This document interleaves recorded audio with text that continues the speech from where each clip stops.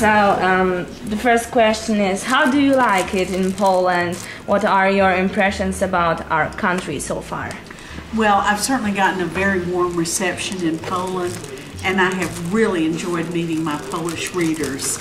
It's been a great learning experience for me. Another question is, have you at any point expected that the Southern Vampire series and True Blood will be so successful, not only in States but also overseas, for instance, in countries like Poland?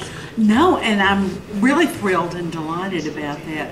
I only wanted to entertain people. I never imagined that the books and the show would be such a tremendous success, and I've been amazed at the reaction of people.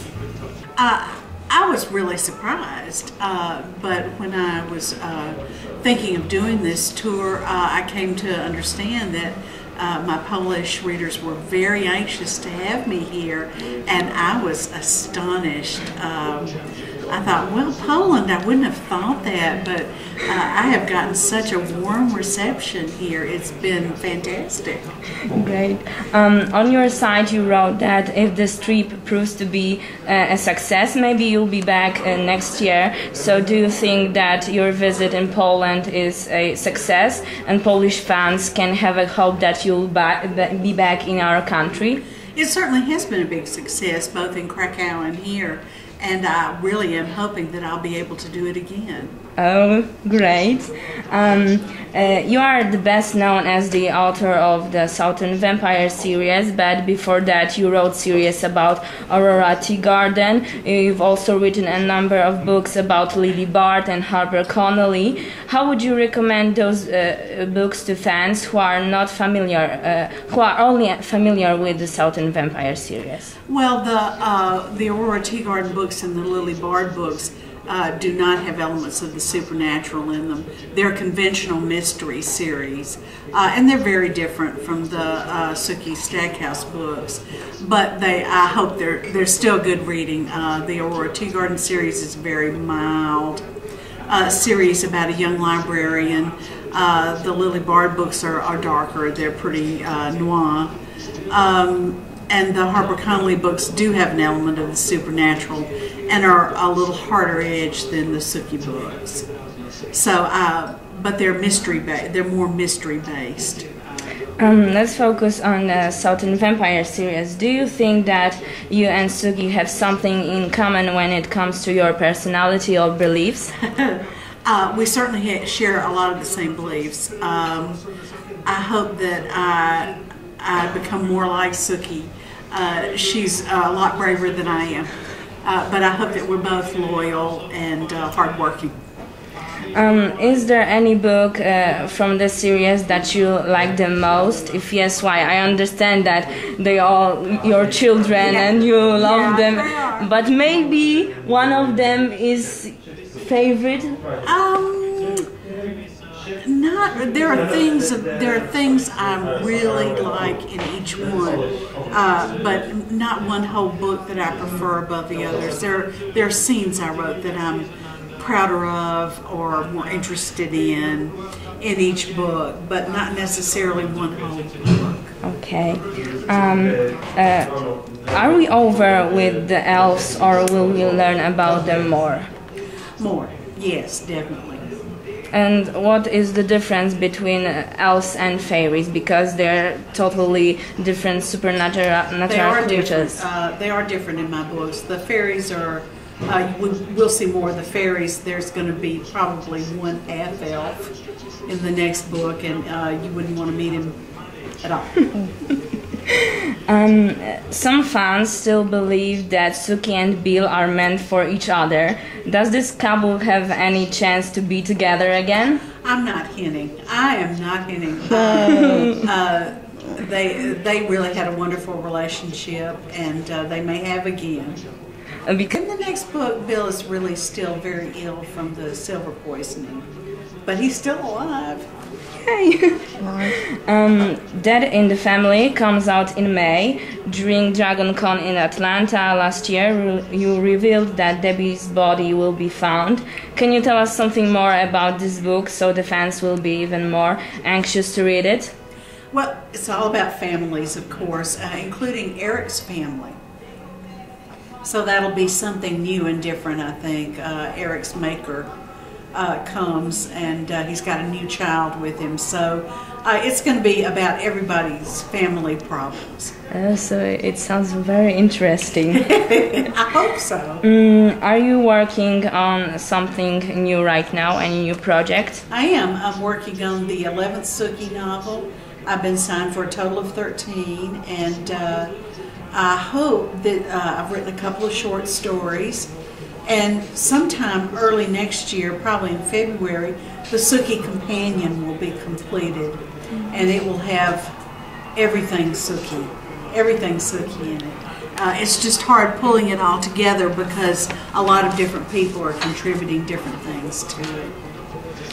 Let's talk about True Blood. How did you find out that Alan Ball and HBO would like to make a TV series based on your books? Well, his agent called my agent. Alan and I didn't talk directly to each other until we had one day when I did a media day like today, and the different people who were interested in working with the books called me and talked to me on that day, and it was a very strange day for me. So I talked to all three of the people who were making offers. And I was really most interested in Alan's offer, of course, because he's such a genius and I admire his work so much. And I did eventually, of course, go with Alan. How does your involvement in the creation of the show look like? Do you often work on the script with the screenwriters? I do not. My contribution consists solely in my having written the books. He has a stable of writers that do a great job. They go in directions I would never even imagine going because, of course, I write from the point of view of Sookie, not from the point of view of the other characters. And they have their own very specific ideas of what they're going to do. What were your impressions when you visited the set for the first time and saw the actors in the costumes and full makeup? How did it feel to see that your vision become a reality? It was a very strange sensation. It was almost an out-of-body experience to see everyone in character, ready to play the roles.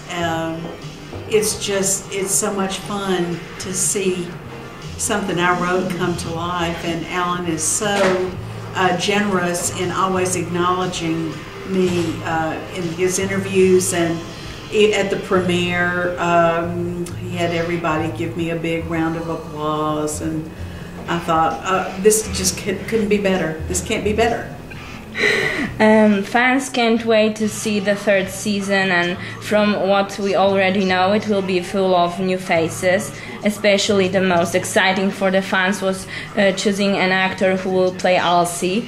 What do you think about Joe Manganiello, who was picked for this role? Is this how you imagined this character?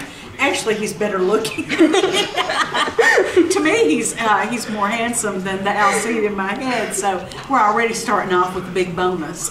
And he's very tall. He's taller than Alexander. So no way. Yeah, he's very tall, very tall. We'll see. I'm of course looking forward to it very much. Based on the casting calls, it seems that the third season will be based on not only on Club Dead but also on Dead to the World, since the characters like Calvin, Crystal or Felton will be in it. What do you think about such an approach? That's fine with me. They're telling the story the best way they can, in a way that makes sense for future reference, because they've already been signed for season 4. So I think that only makes sense to work in some characters earlier in terms of the later story. As a person who has some insights about how the third season will look like, how would you describe it for the fans? I haven't seen any of it yet. Of course, they're still filming. Yes. And I haven't seen any of it yet. So honestly, I have to say, I'm sorry, I have no insight, and I am in as much suspense as you are. Fans from our board also had some questions for you. Okay. And the first one is, in one of your interviews, you said that you already know how the series will end. When you were writing the first book, did you know how the whole story will end, or the characters just started to live their own lives? I didn't know when I wrote the first book, because I didn't know I'd ever get to write another one. I wrote the first book on spec without having a contract, and I didn't know if I'd ever sell it. It took 2 years for my agent to sell that book, longer than it's ever taken to sell any of my other books. So it was just up in the air as to whether I'd ever get to write any more of Sookie's story or not.